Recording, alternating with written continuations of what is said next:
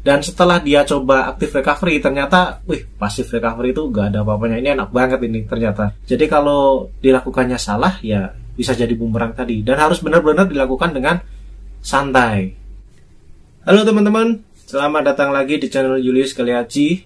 Apa kabar kalian? Saya harap kabar kalian baik-baik saja dan sehat selalu. Pada video kali ini saya mau membahas mengenai active recovery dan passive recovery. Kemudian yang mana yang paling cocok untuk kalian ketika kalian sudah selesai melakukan aktivitas bersepeda jarak jauh misalkan, atau bersepeda intensitas tinggi, kemudian apakah baiknya melakukan active recovery atau malah passive recovery saja. Nah, sebelum masuk ke pembahasan, saya mohon bantuan teman-teman semua untuk like video ini, kemudian subscribe channel saya. Ada baiknya kita pahami dulu tentang active recovery dan passive recovery. Passive recovery ini pasti sering banget kita lakukan. Dan passive recovery atau pemulihan yang pasif ini sebenarnya adalah istirahat. Jadi istirahat atau resting day. Contohnya gini, misalkan hari Senin kita bersepeda jarak jauh, katakanlah Grand Fondo 100 km. Kemudian di hari Selasa kita akan melakukan passive recovery atau istirahat. Jadi kita paling hanya nonton TV, kemudian rebahan atau nonton film. Nah, ini disebut dengan passive recovery. Jadi nggak ada aktivitas fisik atau nggak ada olahraga di hari Selasa tersebut. Sedangkan di active recovery ini misalkan hari Senin kita Grand Fondo, kemudian di hari Selasa kita melakukan aktivitas fisik atau olahraga ringan. Dan olahraga ini bisa banyak banget macamnya.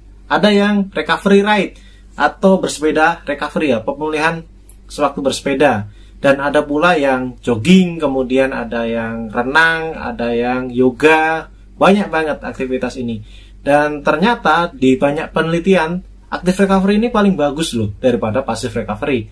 Kenapa? Kok active recovery ini bagus? Karena active recovery ini sebenarnya membuat tubuh kita mengeluarkan sisa-sisa metabolisme ketika kemarin digunakan bersepeda jarak jauh atau intensitas tinggi.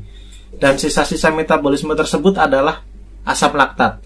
Asam laktat yang tertumpuk karena proses dari metabolisme atau pembentukan energi di dalam tubuh kemarin, ini masih tertimbun di dalam tubuh dan belum bisa dikeluarkan. Ketika kita beristirahat atau passive recovery atau kita rebahan saja, maka tetap proses dari asam laktat ini tidak akan dibuang secara cepat. Karena detak jantung kita lambat ketika kita beristirahat atau hanya resting day. Sedangkan ketika active recovery, detak jantung kita akan cepat, dan detak jantung yang cepat atau agak cepat ini akan mengangkut sisa-sisa metabolisme kemudian akan dibuang. Jadi memang active recovery ini bagus untuk pemulihan, kemudian juga cepat.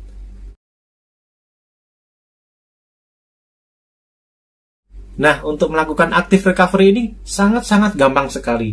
Nggak perlu aktivitas yang ngoyo atau aktivitas yang berlebihan.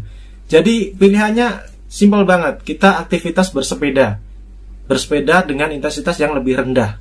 Jadi kalau misalkan kita intensitasnya misalkan di atas 80% atau 80% dari maksimum heart rate, maka untuk recovery ini sebisa mungkin adalah 60 atau 65% dari maksimum heart rate. Nah, untuk mencapai ini memang sulit. Jadi ketika teman-teman recovery rate di jalan raya, itu tantangannya sangat berat.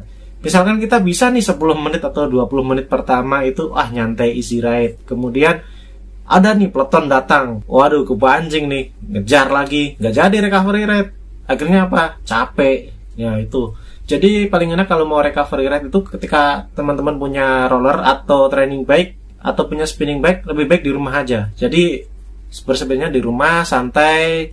Kemudian denyut jantung juga bisa dimonitor dengan baik. Nggak ada yang memancing emosi kan di rumah. Nggak mungkin kan kita di rumah baru olahraga harus ada peloton kan, nggak mungkin. Jadi makanya paling enak itu di rumah sebenarnya untuk recovery itu. Kalau halaman rumahnya luas, ini bisa bersepeda muter keliling halaman seperti saya. Atau kalau tinggal di komplek ya muter-muter di komplek aja sambil nyapa tetangga. Nah, ini paling enak dilakukan di rumah saja. Atau active recovery ini bisa dipilih dengan jalan kaki. Jalan kaki minimal ya 10 menit sampai 15 menit atau 30 menit ya maksimal, jangan terlalu lama. Ini bisa banget. Kalau misalkan denyut jantung kalian masih rendah, bisa naikkan lagi sampai 1 jam, itu boleh. Terus bisa renang, bisa yoga, kemudian bisa peregangan, itu boleh banget. Atau nanti kalau misalkan teman-teman kurang intensitasnya masih terlalu rendah, bisa pakai jogging, sedikit jogging pelan-pelan atau speed walking, boleh banget. Dan kalau misalkan males mau aktivitas jalan olahraga, males banget, ini boleh banget teman-teman prepare atau bersihkan sepeda. Jadi dimandikan sepedanya itu juga termasuk aktivitas. Jadi active recovery ini nggak melulu tentang olahraga, teman-teman bisa aktivitas fisik yang lainnya. Memandikan sepeda ini, membersihkan sepeda ini juga termasuk aktivitas. Kemudian prepare, misalkan drifter saya ini ada kendala, ini bisa di-prepare, diperbaiki sambil ya itu mengeluarkan keringat juga karena aktivitas juga ya.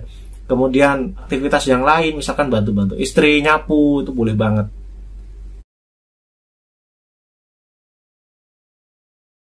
Lalu dampak negatifnya apa sih dari antara pasif recovery kemudian active recovery, itu ada nggak sih dampak negatifnya?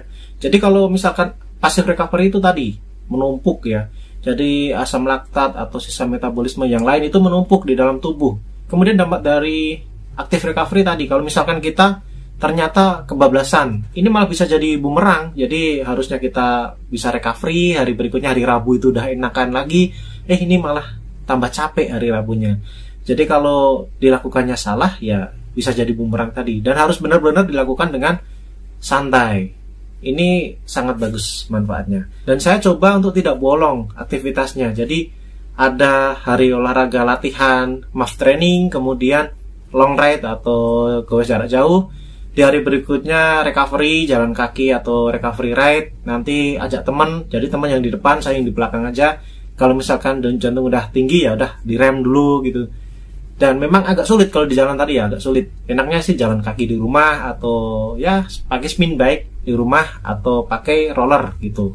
Nah, kalau teman-teman sendiri gimana nih? Apakah sudah ada yang pernah nyoba pakai passive recovery atau lebih enakan active recovery? Mungkin banyak yang beda-beda ya, tapi ada sih teman saya yang bilang kalau paling cocok itu passive recovery. Dan setelah dia coba active recovery, ternyata passive recovery itu gak ada apa-apanya, ini enak banget ini ternyata.